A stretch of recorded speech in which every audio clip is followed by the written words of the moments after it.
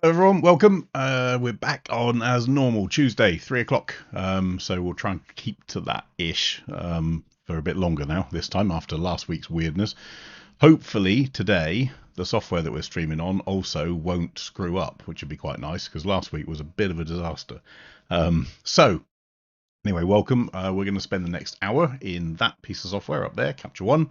Capture One being the raw processing software that's written by the team out in Copenhagen, and it takes the data that your camera stores on the sensor, so all of the RGB pixels, as it were, allows us to manipulate that, process it, improve it, hopefully get it back to what we saw at the time, and then output a picture that is the finished article. So we're going to take some of your pictures today and we're going to edit through them, and we're going to cover a couple of quick things before we do that, because today is release day, or a little release day anyway.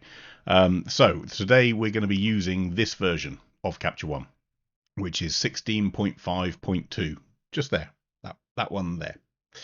16.5.2.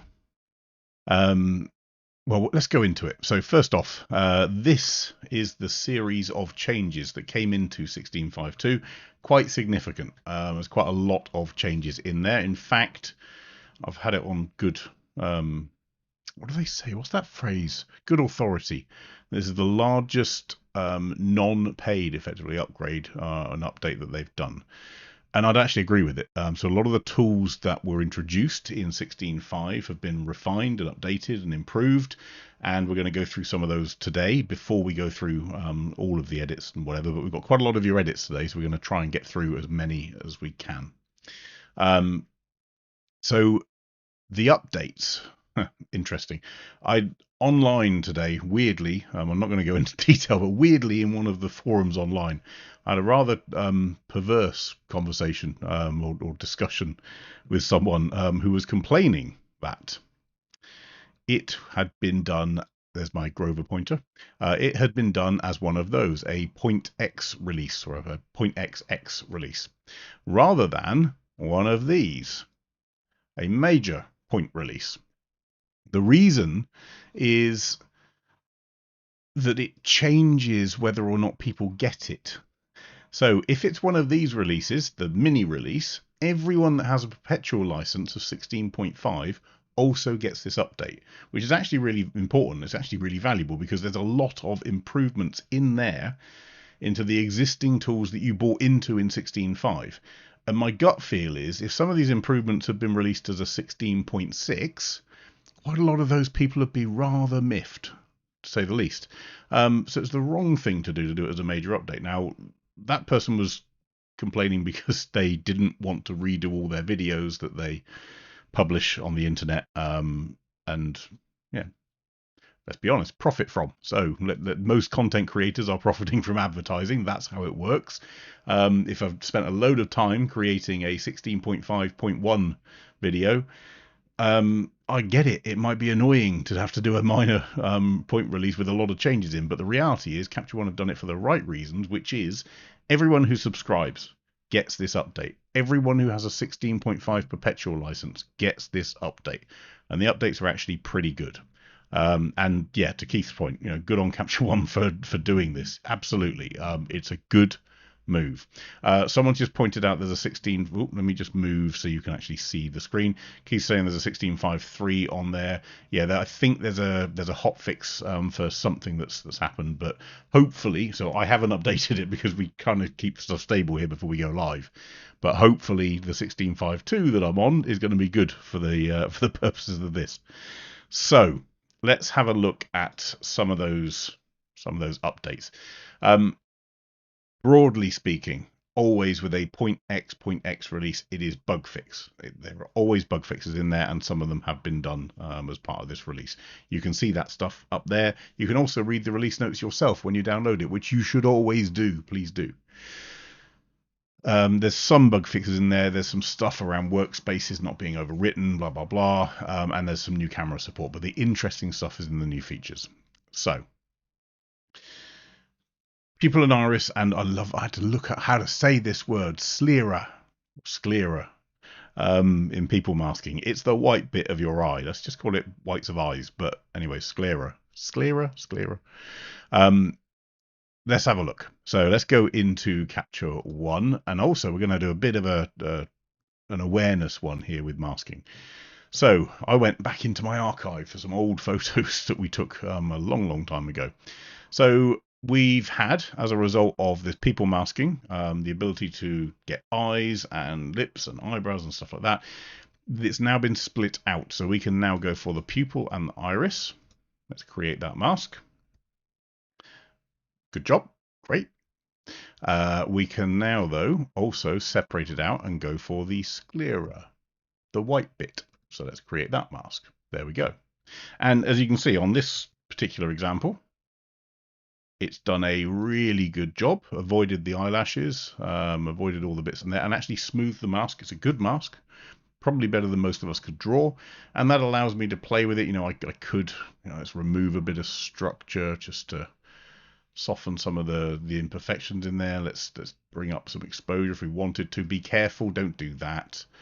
But you get the idea. We can play with that mask. We can also shift color if there's maybe a white balance issue from flash and so on. It's done a good job. Equally, we can go into here and create a lips mask. And what does Capture One do? Again, pretty good job with that. We could increase saturation maybe. We might want to pump some contrast, maybe pull down some exposure, whatever. But that mask has done a really good job pretty much with one click. Great. Now, the one thing to flag with this, and most of you that are on here quite a lot will notice that I keep going on about this, which is masking is key. And a good mask is really important, because if it's a bad mask, I see it, and the viewer sees it, and the person buying the print sees it, and so on. Whether it's people or whether it's landscapes doesn't make a difference. But here's a great example of the reason to check your mask. So, this one did a really good job. This one, I'm pretty sure it will also do a really good job, and you can see I've been playing with it earlier. So let's ask Capture One to find the pupil and iris. Create a mask. Press M to turn your mask on. There it is. Option and M I can see in grayscale. Done a pretty good job. Like that. Great. So let's ask it to find the whites of the eyes, the sclera. It's a weird word, isn't it? Why couldn't they do a better word? Anyway, whites of the eyes. Create the mask. Let's turn M on. Great. Let's go to our grayscale mask. Small issue. What's that? Well, it's a specular highlight. And we've got one on the other one as well, here. And what it is that tiny bit of catch light here in the bottom of the eye. When Capture One's AI is running through and saying, right, what's the bit around the pupil that's white? It's picking this up as well. Now, the point being, it's not the end of the world, because all I've got to do, and I can do it in many different ways, but we just take it out. Now, obviously, if we were copying masks across, it might have a bit more of a challenge with it. But, it is my job as the person operating that software. This is a tool in the same way as your camera is. It's my job to make sure that what I'm expecting as an output is coming out. So let's try lips. So lips, you can guess where this is going. Create mask. Done a good job? Or has it? The problem is that it has picked up lipstick, not just lips, and it's seeing that this little bit here and this bit here, for some reason, it believes they are also the lips and not this. So the point being, Capture One cannot create tools that suit 100% of every single possible scenario that you throw at it. And I'm picking here specifically on an image that I know is going to be difficult for something to pick up. But the point being, it's your responsibility to make sure that the mask is correct, not Capture One's. Capture One may be able to get you to 99%, but that last 1% is you checking, is the mask what I expected it to be, not just click one button and hope. So, but more importantly, the fact that you've now got that separation of pupil, iris, and the whites, or the sclera, in people masking is very, very, very useful. But again, just keep an eye on it, keep a check to make sure that it's delivering what you want. Other updates, so fun ones for us, especially if we're publishing lots of stuff. So Keystone, I alluded to this last week in the live, but obviously it's now out, so we can talk about this. There is some real difficulty finding pinpoints on those keystone areas when you're zoomed out. And a lot of us went into that weird place where we learnt that, well, you could sort of zoom in to do your keystone placement, and then you'd zoom out again, and then you'd zoom in again, and whatever.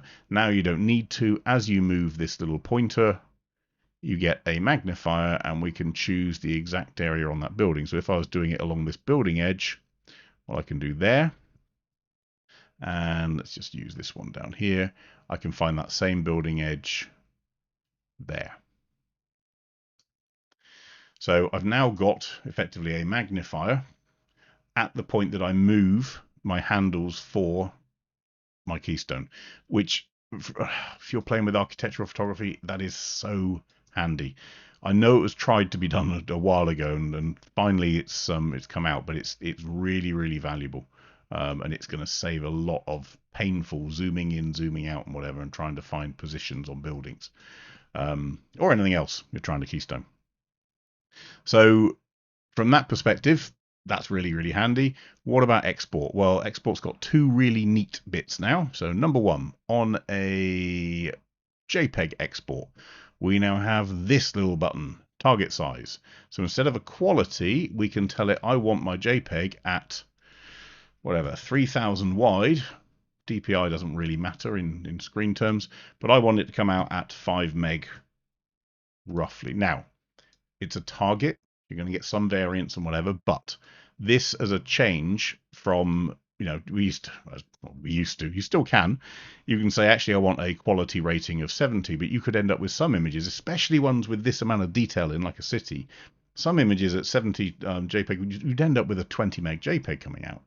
You can now give it a target size rather than a target quality. It will match the pixel size, so your scale, whether that's full, whether it's long edge size, whether it's a set width, doesn't matter. This is going to be fixed.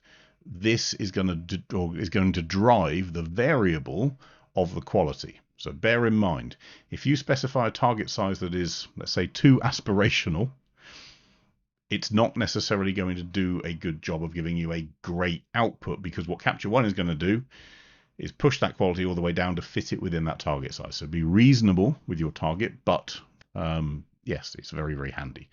And also really handy, when we wanted to export EIPs or the original files, maybe you were handing a batch to a retoucher, you had to do it through let's go back to my arrow, through a right click, and you would export original files. Well, now in your export tab, whether it's your tab or the export dialog, by going up here, doesn't make a difference. You can now also have an export of the original as an EIP.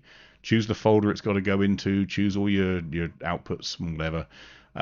But that can now, so in this case, if I wanted a JPEG and a TIFF and the original EIP, all into different folders, all with different suffixes, all with different naming, great. It can do all of that in one go. We don't have to then manually go in and do that. Keith, some people are never happy. Too bad you can't change the color of the keystone lines. I don't think you can at the moment. Put it in as a feature request. You can with guides and stuff, so and exposure and over and under exposure colors and whatever. I dare say you won't be alone in that request, so put it in as a feature request for sure.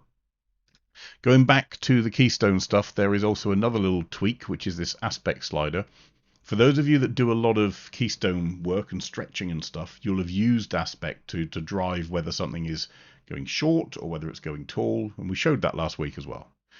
Well, now the ability to squish stuff has gone extreme. So this scale now goes -50 to +100. What that allows you to do is to use anamorphic lenses and correct for it. So we can pull the image out.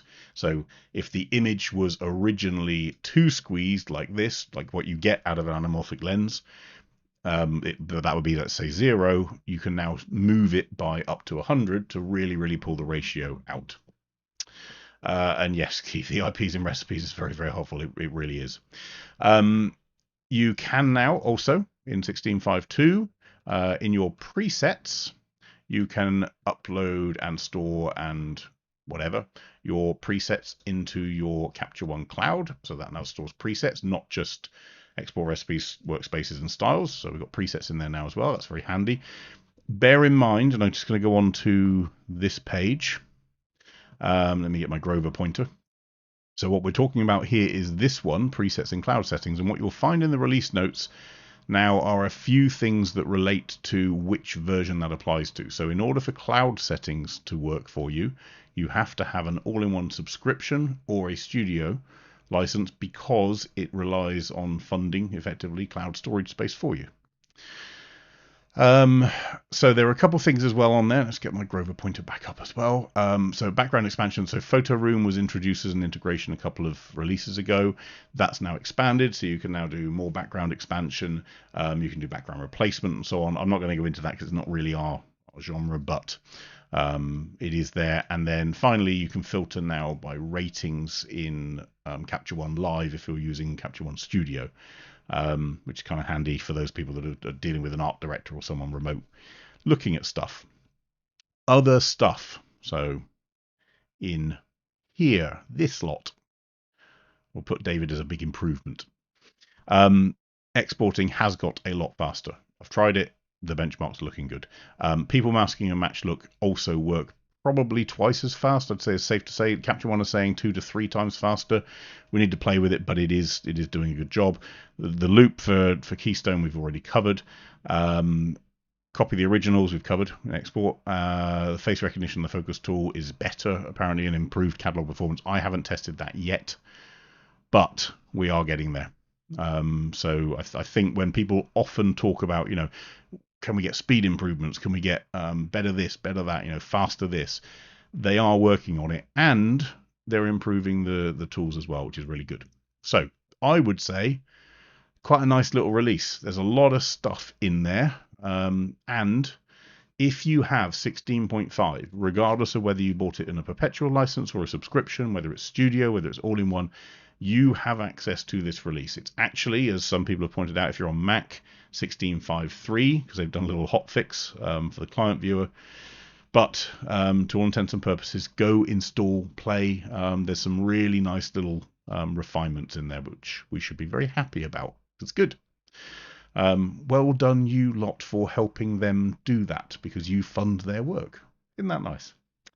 Right, let's have a look at your images rather than all these demos and stuff like that. And we're going to start with this one from Prasad, because Prasad asked the question yesterday, I think, which is what I do in cityscapes, effectively especially with, I think, a slightly murky sky. So let's create a new variant of this. Let's go to the original one. So first thing I would say with cityscapes is you need to work out what tone and what temperature, and I mean that in literal sense as well as when we're talking about white balance, what temperature you want that city to feel like.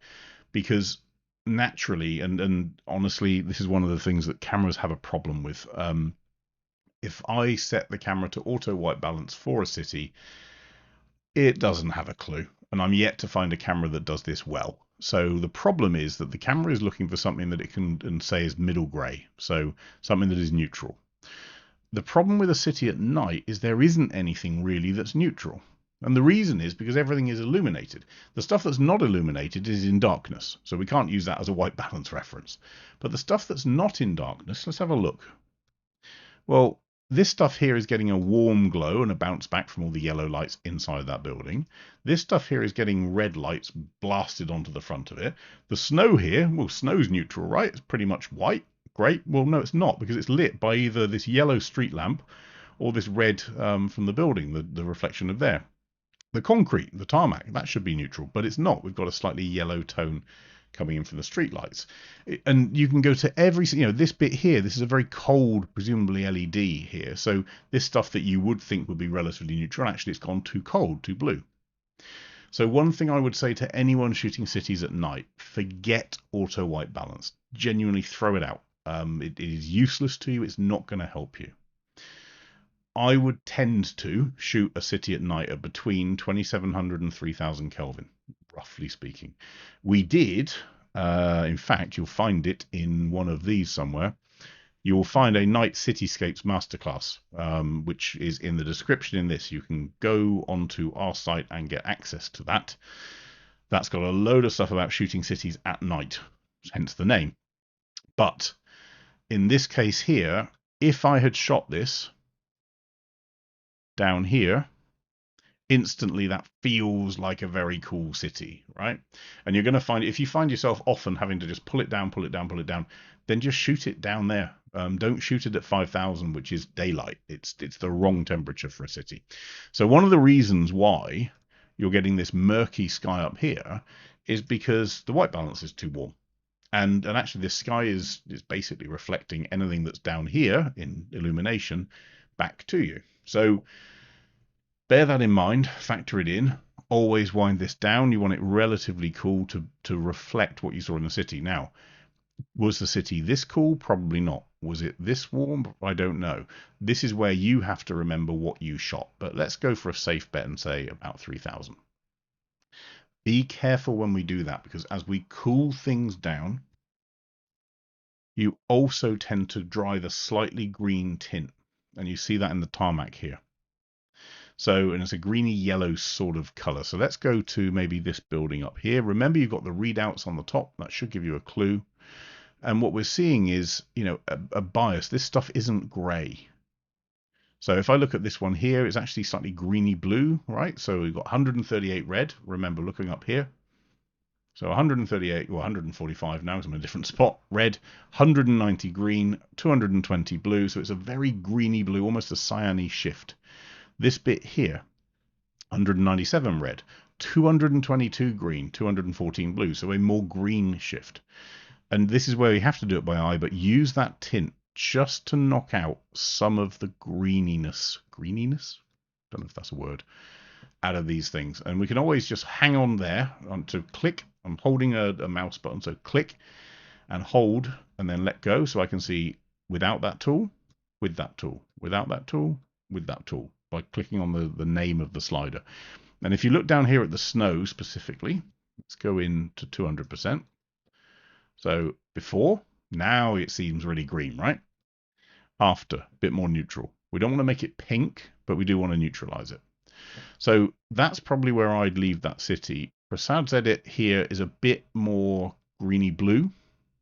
So again, this is about style. This is about how you want it to appear. Now, there's a couple things that I would fix in this shot. So the first off is we've got some lovely little starbursts here, but we've lost quite a bit of detail in some of these highlights, and especially someone's just said the screen is frozen. We're not playing that game again. We are playing that game again. Someone asked me once what software we use for streaming. The answer is a software called Ecamm. Then someone asked me what software I would recommend for streaming, and I've always said never Ecamm. Anyway, we're back online. That's good. So let's have a look at where we were. So in terms of this image here, we've got some nice highlights down here, but they're really, really, really overblown. Let's just use our pure highlight and white recovery. Now that's going to do a pretty good job, right? So it's got all of our detail back in there. Remember, at 300%, so we're not looking for something that's perfectly sharp. That's our 100% mark there. And I'm also looking out here at these traffic trails. Are these starting to clean up? So before, after. Yeah, they are. That's pretty nice. The problem is, as we've cleaned them up, I'm then finding that I've got this blue area down here. So what I would tend to do with a traffic trail, and we actually did this. So with the elevation style pack, we built a style brush called Traffic Trails, which you can actually paint in.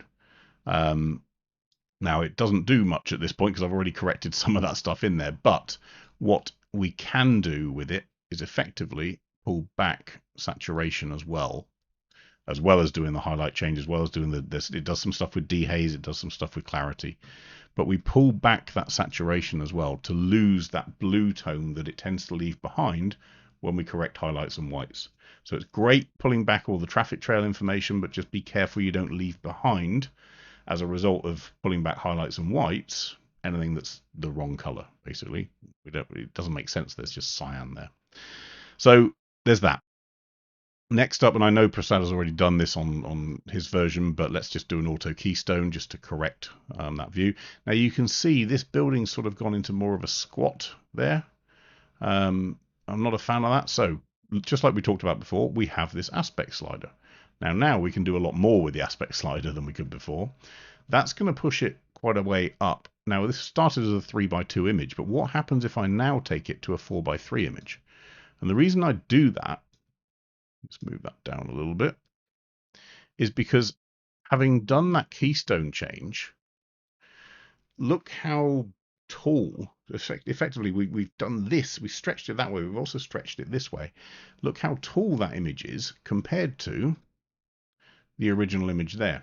So by pulling the building to be geometrically correct, we end up with a bit of a squat going on in the building, so we can push the aspect ratio. Great, so we make it more vertical, or stretch it vertically. And then it might mean that we change it from being a 3x2 to being a 4x3, for example, but that's up to you. Right, let's, what are we doing next? The sky. Sorry, Prasad, to your very important point. We'll come back to the sky, actually. Before we do that, I want to build some clarity into this shot, but I don't want to do it on every single thing. And in here, we've got quite a lot of clarity down here. You can see here some of the things that we've rescued in this version, aren't quite so rescued here. They're a bit too crunchy, a bit too sharp. In fact, if you look at this building here, it's almost too sharp in some ways. So my temptation would be to do a slightly different thing to what you have at the moment. So number one, we will build some clarity in, but not everywhere. I don't want to draw the attention down here or into this building. So we're going to create a new layer. We're going to call it a clarity layer. And we're going to draw a nice big radial graduated filter, effectively. Radial mask. I'm going to draw it there. I'm actually going to pull it down a bit more so we get this building too. But you notice what we're doing. We're applying it to the middle more, this bit a bit less, and then nothing out of the edge. So as I pull up my clarity down here, affecting the middle a lot. So let's just turn that off and on so you can see. So remember, the clarity slider is a mid-tone adjustment slider. So it's making the buildings pop because they're all sat in the midtones. I can pull up some structure. Not too much because we end up in that weird crispy place. So maybe there. And I might want to do a little bit of dehaze. Right. But most importantly, down here, this is having pretty much no effect. This building here is not affected by it. Down here, we're not really affected by it. Because I don't want the whole image to go crispy and crunchy. I want us to have a point of focus. And the challenge with a cityscape specifically, if you put clarity on everything, then all of a sudden everything becomes my focus. It doesn't really help us. Now, because I've also got these buildings in here that I'd really want to be part of that focus, we are going to create a new layer and say mid buildings. I'm going to use an AI brush just for fun. Why are we not doing stuff? There we go. I want that building, that building, that building. I'm going to press M on my mask to turn on the things I've chosen. And I'm choosing certain buildings that I want the viewer to focus on, not just me, including the rooftop here, because it doesn't make sense otherwise. But not this building, weirdly. Right, with that mask, so Option and M or Alt M gets us a grayscale mask. I'm going to refine it huge amount here. And that gives me a softer mask now that I've selected. And with that, I can then go into here. I can pump up a little bit more clarity if I want to, but most importantly, I can lift up my shadows. Don't do this with black. If you do it with black, everything goes flat. Do it with shadow because you've got a tapering off then of the shadows. And that gives me a pretty nice little glow in the middle of the city. If I go to before and after, we go from there to there. Pretty nice. Now back to the sky. Let me just turn off my AI mask so it doesn't drive us crazy.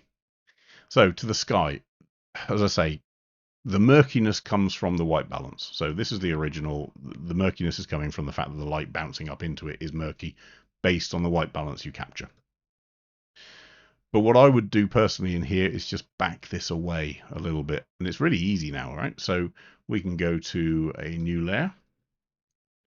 I can go to sky. Let's have a look. I'm going to pick that bit. Great. Let's see how well it's done. Pretty nice. But I want it to really softly drop off. So you notice that? These huge refine changes. So not to the maximum, but a pretty big one there. Great. And then with that, I can pull down my exposure a touch. Certainly pull down any highlights if it did see some, but it doesn't quite. Now I have got an issue here because I want to darken this area behind the building, but I don't want to affect the building. So let's think about how we can do that. Well, a little quirk. Let's create a back building. This is quite funky. Here is our mask. Really, really soft mask. Don't want to be able to see the edges. Don't want to be able to see that it's happened. Great. Now, I want to affect the back of the building, right? So I'm going to pull back the exposure, and you notice it's doing it mostly behind the building, not so much elsewhere. And it's having this fall-off effect, which is what I want. That's great. But it's darkened the building. Well, that's really easy, right? Because what we can do is we can go to our AI eraser. It's going to say, do you want to rasterize it? Because I'm changing a shape mask to be an actual painted mask. So yes, please rasterize it. Now look at my mask, not including that. I can refine it a little bit if I want. Don't do these maximum ones anymore. So pull it back to, I don't know, 30 or 40. And now I've got the ability behind the building to control how bright it glows or how dark it is. And I'm going to pull that back to maybe there. I don't know. But you can play with this. And this is the point. You're playing with masking that's very specific on different areas. So we've got a mask for the sky overall. We've got a mask for the sky behind the building. If we don't like the fall off of that, well, we can always go in and erase some of it. So we can go to a normal eraser, low opacity, really soft brush, and we can brush it in. And you can see if I went to the actual mask, you know, we can pull that down quite nicely so you don't notice it. And it's all about just making sure this is authentic to what you saw and captured at the time. So how do we make the sky less murky? Well, we just change the white balance, basically. What I would do, though, is get used to the idea of finding a point of focus in the shot, using tools like clarity, contrast, highlight recovery, and whatever to really drive the viewer into those areas and not have the whole image go really crunchy and crispy. This is nice, and I don't mind the edit on it at all, but this probably feels more natural to that nighttime. To shoot this, really it should have been earlier on in the evening. Because if I look at this original shot here, this was fully dark. So there's a bit of a sort of recovery to try and make it look like it was blue hour. It really wasn't. And all that's happened is everything in the shot has just become blue because there's obviously that shift to try and get everything blue. Aim for neutral is a general rule. If you want the sky to be more blue, not the buildings, then shoot at blue hour. If you want the sky to be dark and the building to be neutral, then shoot when you did. The difference being you need to keep control of that white balance, and in part on your camera, because that's going to give you a view of where the edit's going to go. A couple questions then. So, would you still use the clarity sliders if you export to JPEG with its own sharpening settings? Yes, because clarity is not the same as sharpening. Have a look at these, Jono. So you'll find them in our, again, the description. There's a playlist called Pro Tips. In there, you'll find one that talks about the difference between clarity, sharpness, and structure. But clarity is not the same as a sharpening tool. It's in the same family, but it does a slightly different thing. It's a mid-tone adjustment, a way of driving contrast rather than necessarily pure sharpness. So the sharpening output is different in JPEG. Where are we? Anthony, I have to say that the progression in advancement and development of the AI brush has come very nicely. Yes, it has. The AI brush has got a lot better, a lot faster, a lot more accurate. It's great. Keith, could you adjust the color and tint sliders to rebalance the color? Yes, you can, but bear in mind, I think, so we've got on here the tint, we've already covered that earlier, but bear in mind your actual color sliders, well, they're affecting shadow, midtone, and highlight. So we'd use this for a grade, so for a color grade. So for example, if I wanted to make all of our highlights nice and warm, then I can, oh, sorry, I'm only on the wrong layer. Let's go back to our image layer. Make our highlights nice and warm. There. Maybe our shadow's really cool. But what we're doing here is we're starting to stylize the picture, which is not necessarily the same as getting it back to where we were. So that's the stylized version. That's the more neutral version. Of course, you can do that, and that's what the tools are for. But yeah. Couple other questions. Where are we? I'll let you not notice how you managed to get a constant, always visible mask on the front of the building. Don't know. Oh, funny. It's all right, oh, we can turn it off. There you go, gone. Yes, the mask is default as red. Yeah, Prasad. So play with it this week, as you say, and just start. The reason for doing it is it changes your mindset in terms of the output that you're getting. Because when you use auto white balance, you're looking at this and you've got to constantly just project what you think you're going to do with it in the future, and you may make different shooting decisions if it's more like what you're going to end up with. So I'd try and cool it down. Let's say less than 3,000 is good. Right. Let's move on to Keith's shot. So a problem for Keith. So this is Vestrahorn in Iceland. There are very, very, very few people that have been here on a calm day. I think it's fair to say. And one of the problems you have in Vestrahorn is it's either going to kick up sea spray or ice or black sand towards you. And in Keith's scenario, it was black sand that it brought up. Let me just remove Prasad's. No, sorry about that. So I'm just going to clone this variant so we can play with it a little bit. Francois, to your question, do I think that they will improve sharpening and denoise someday? Yes, I do. Do I think that's going to be a day very soon? Possibly not. But yes, I'm one of the very big supporters of getting that better. But I haven't seen anything yet to change that. And Paula, yes, don't change lenses over here. Do not go into your car if necessary, or out of the window, or in your jacket, whatever. But this is a brutal environment. Now, the problem with that brutal environment, to Keith's concern, was that over a period of time, so this is it's a relatively fast exposure at 5,000th of a second, but if you've got black sand all the time in the air, you end up with almost like a black mist filter, which is, I think, what you said. So you lose contrast, you lose clarity, you lose contrast, you lose all the stuff that we love in a big rugged landscape. So Keith's changes have delivered this, and the worry that you have, I think, is that it's driven a lot of noise in, and I agree, it has. Now, you were at ISO 1250. What camera was it? A Sony A7R4. Okay, so decent camera, decent noise control at that ISO, so no issue there. So why have we got so much noise in that sense? And it's because of the edit. Bad news. Sorry, but that's the reality. So let's have a look at what's gone on here. And don't see it in this layer. So there's a lot of dehaze in there. Do we see anything in our sharpening? Not necessarily. It's pretty normal. Somewhere in here, I'm looking for either structure or clarity to have been pulled up quite a lot. So there's a bit there. Double dehaze. We'll talk about that in a second. Brightness layer, no. A shadow recovery layer. So it seems to be just this doubling of the structure. So in the sky layer, in the mountain layer, we've got a little bit of clarity, a little bit of structure, and quite a chunk of dehaze, actually. Yeah. And then also in the image layer, we've got a little bit of clarity, a little bit of structure, and a lot of dehaze. So that's applying to everything. And then on top of that, you've got the mountain as well. Don't underestimate the impact of dehaze, it can give you the impression, frankly, that there's more noise. And the reason is because it's softening out. It's sharpening up. So wrong word. The softening that you get naturally out of the camera. So at a high ISO, you're going to get a little bit of noise.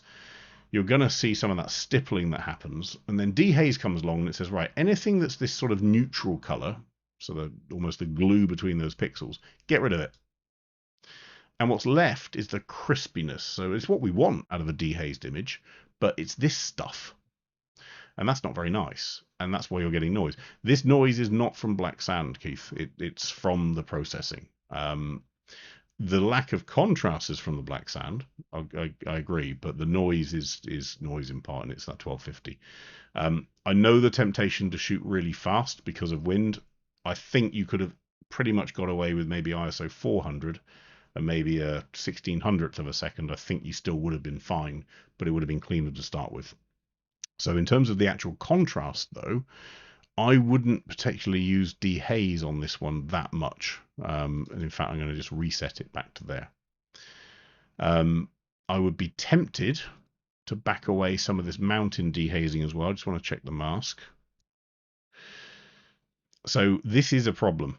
Dehaze is going to work only on the masked areas and not on the bits that are dark. So you're going to have this weird effect where you're clarifying bits of the mountain and not others. If you're going to use dehaze, I would suggest that mask needs to be across the whole mountain. So to me, I'm actually going to change your mask a little bit, sorry, and go across the mountain. Turn that mask off. Let me just have a little look. No, it's not because of that. It's because you used the Luma range. Didn't spot the little icon. Okay. So if I go to our Luma range, we've excluded everything dark. I don't want to do that. Not if I'm going to dehaze. So I'm just going to add this in there. And look at how extra crunchy that now looks because we don't have a Luma range on it. So you've got a load of contrast back by having the entire mountain selected and some of this stuff. This is too much here, but you can see how much contrast is adding from those bits that it did add. So let's just erase all of this stuff out of that, and you see how extra. Let me just go into a grayscale so I can do it cleaner there. So, but you see how much that dehaze, that 28, is a big number on a dehaze tool. And it does drive some of this impression of, look, this speckledy sort of noise stuff in there.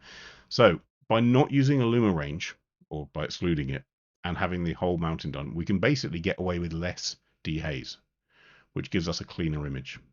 And instead of using dehaze to do it, what I would do is just put a curve in there. So use a Luma curve and say dark bits get darker, light bits get lighter, please. That gives me my contrast. Now, dehaze does use a slight curve to affect some of it, but each time I'm doing this stuff, I can back away the amount of dehaze I'm using. I can back away the amount of clarity and structure, and I get a cleaner output, basically. So without that layer and with that layer. Now, remember, I removed pretty much, where are we on the image layer? All of the dehaze on the image layer, and I removed most of the dehaze on the mountain layer. Here's yours. There's mine. In terms of clarity and contrast, they're about the same. The difference is we haven't got the color shift that's happened from dehaze, because that has shifted the color. So it's more neutral. And we have got a cleaner set of contrast changes. Tim, can you combat the noise by using negative structure? Yes, you can. So we can actually use a positive haze, so rehaze, as it were. And it's something that we might want to do. So let's look at our sky mask. So this mask, again, it's not really a sky mask because it's only those clouds. And again, it's because it's a Luma range. So if I were to remove that Luma range, the sky layer is everywhere. So let's do that. Because the whole sky layer is one-on-one effect, not just the cloud on it. So with that sky layer, I'm going to put a bit more. Ooh, no, I'm not. Don't like that transition. Not at all. We're not going to touch rehaze. We're going to reduce our structure. We are going to possibly even reduce clarity a little bit, and we are definitely going to go into our noise reduction, and we're going to start ramping up our luminance noise reduction. So if I look at our layers, there's a shift in color there as well. What's that about? Have we got a change in white balance? I think maybe we do. No. So what's driving that shift in color? Interesting. Have we got a color editor going on? Nope. Nothing in here. Do we have anything weird in levels? Nope. Nothing weird in a curve somewhere. Nope. But we are getting a weird shift. It's saturation. Go to the obvious, always. Right. So saturation. Why would I saturate the sky? So I'm going to pull that back to be more neutral. Contrast, fine, not a problem, but that saturation seems a bit odd. In fact, I'm almost tempted to go into negative territory with it. Our mountain one, and then also in a place of, and again, these are big shifts in contrast, and I get it. It's to try and recover, but if you want contrast in the mountain, what we don't want to do is recover shadows, because you're basically fighting. You're adding contrast in, but you're taking it away by lifting the shadows up. So I'd put the shadows back down. Contrast, okay. Keith, I was throwing everything at this image to try and improve it. I get it, and actually I get the temptation to do it.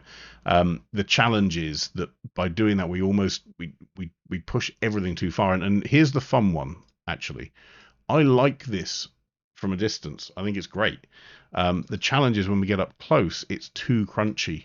Here we're getting back to what the actual image had. Here we've got all these extra speckles and stuff like that. If it's about toning, well, we can do that with our color balance tool. So let's say we want to, I don't know, warm up those shadows a little bit. That's quite nice. Maybe the mid-tones can go a bit slightly more warm there. Maybe the highlights we pull in a little bit blue. I don't know, we can play with that stuff, but overall I want to keep it relatively neutral, because Vesterhorn is a pretty barren neutral place. These levels here are also, so again, bear in mind, you've got dehaze, you've got contrast, you've got clarity, and we've stretched those levels up here. So by all means play with those levels, but I would prefer, if I were you, I'd do it through an S-curve. I would literally go to there. And that would actually also allow us to bring back some of that saturation in the sky. I think that sky layer.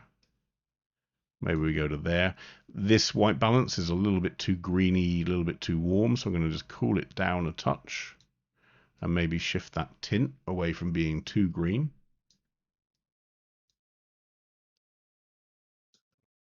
What am I doing? Sorry, it was on the sky layer. That was silly.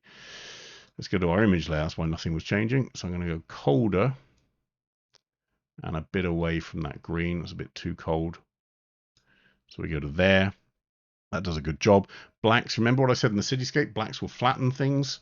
By pulling this up to 20, it does. So I'd be sort of there. And I know why the temptation's there. It's because you want to lift everything because everything was darker.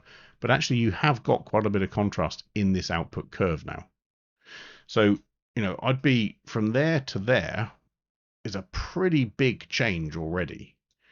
But what we have got here is a cleaner, when it loads, sky setup. There's a lot less noise in there. Actually, what I can see is some little rain spots in there, very, very subtly. But that sky is nice and smooth. We don't have that stippled effect.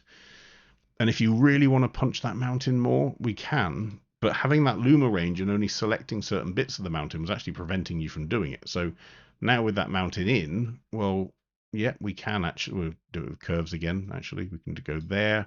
We can even lift up the midtones. We can lift up the highlights and just give it some presence with more and more and more contrast. But that's your call. If you want to push a load more clarity into the mountain, you can, because it's not overdoing stuff that was in the foreground. And for me, I would actually be tempted to create a new layer, bearing in mind this is a black sand beach, as it were, just to pull that down. So I want to push the viewer up to here, and I'd actually lighten this bit up here. So foreground, top sky, I'd be up there, and maybe bring that up a touch. Just be really, really careful. Maybe just use the shadow slider just to lift that bit a little bit. But I'd sort of be in there. Now, whether that's too green, too stark, that's entirely your call. You know, yeah, we could probably shift that a little bit. That's probably a bit more authentic. But if I look at my before and after, you know, my tones aren't too shifted. This cloud is probably a bit too high, actually. I'm going to pull that back. And actually, we're going to pull back some highlights in the sky. In fact, let's go to our... You've got a brightness layer there, right? What's on the brightness layer? Nothing. So what's on our sky layer? All of that. So that contrast is driving up quite a lot of brightness. So I'm just going to pull that back a touch so we don't have that happy big bright cloud up there. It's all personal preference. And I would be really, really keen to see different outputs on this, Keith, to be honest. This one looks very happy and sunny. This one looks a lot moodier, a lot more stormy.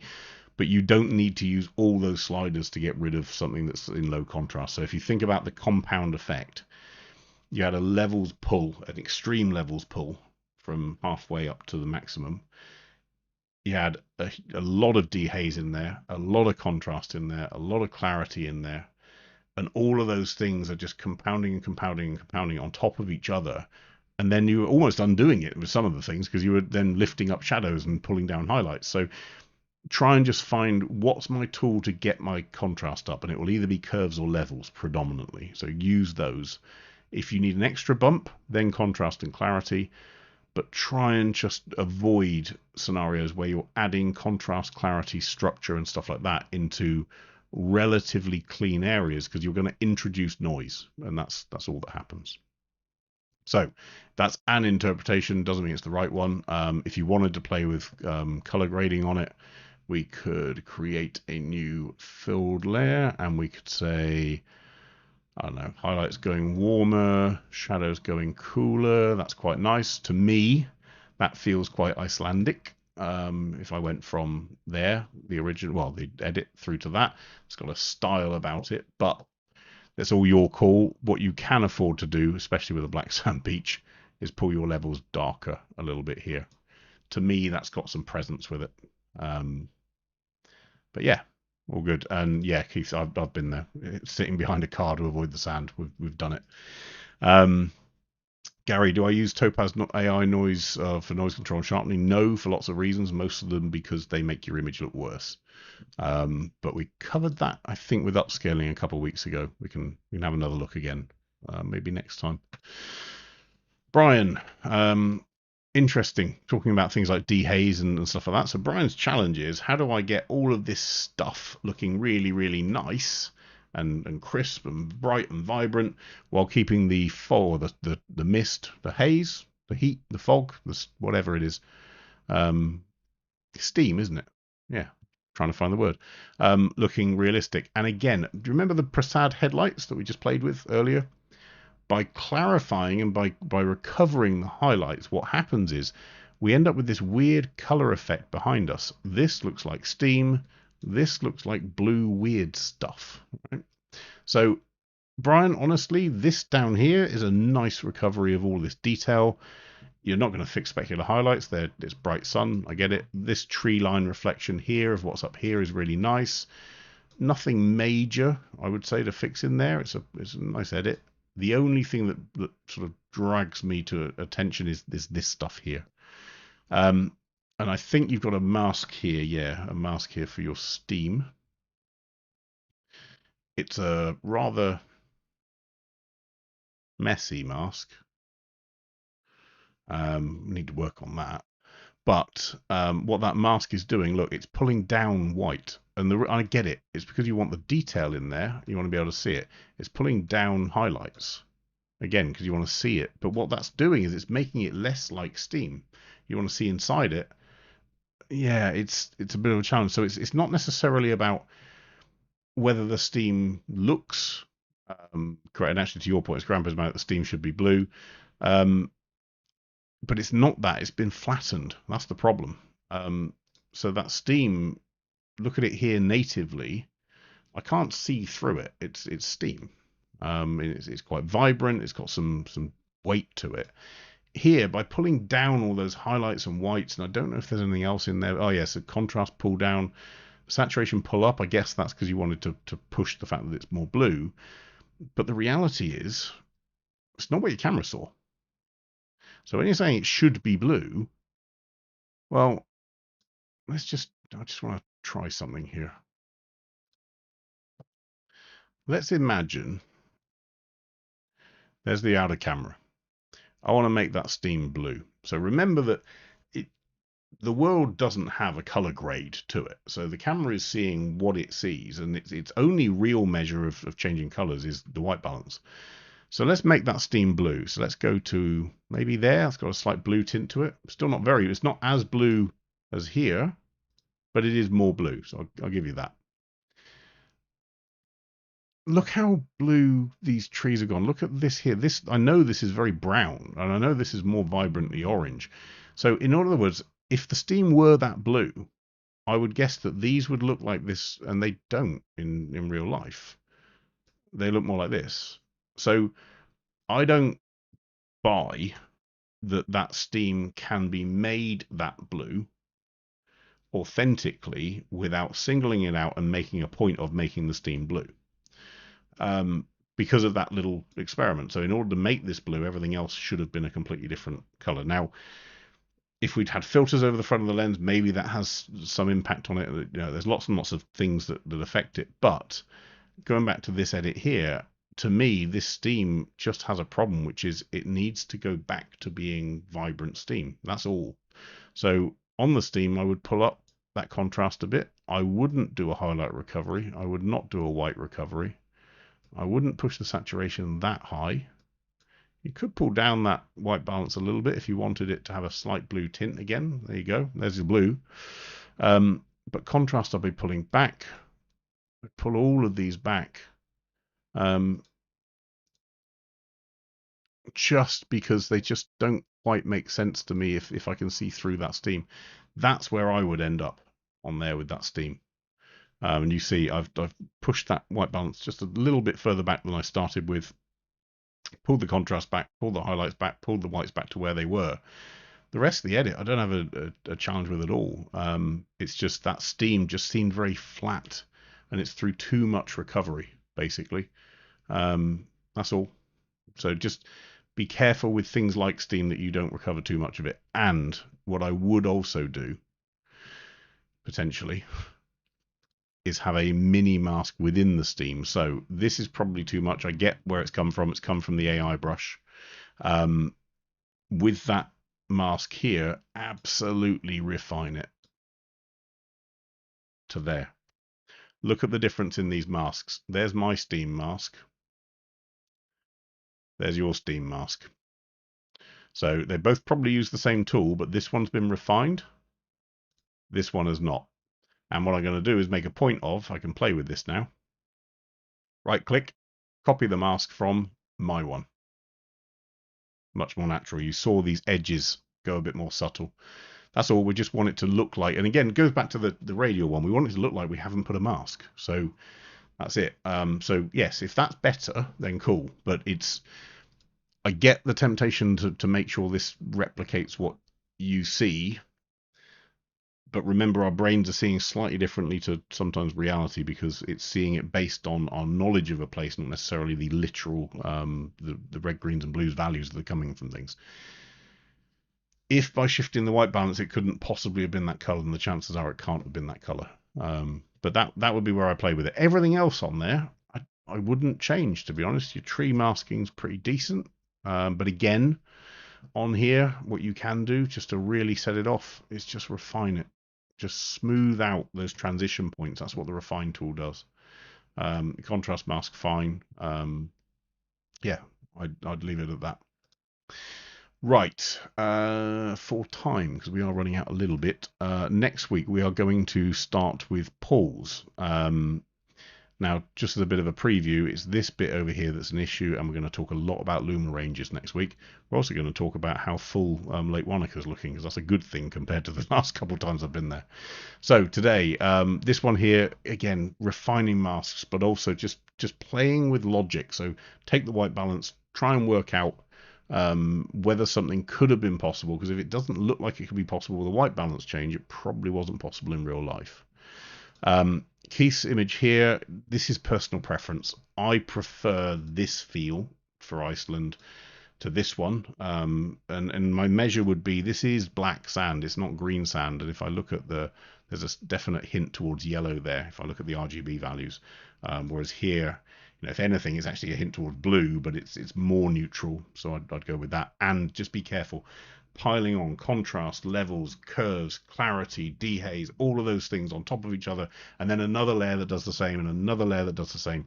You are introducing noise, and that noise isn't from flying black sand, it's from too much, pushing things too much. Prasad, this one, try and get it neutral in the camera. It's going to help you with editing later.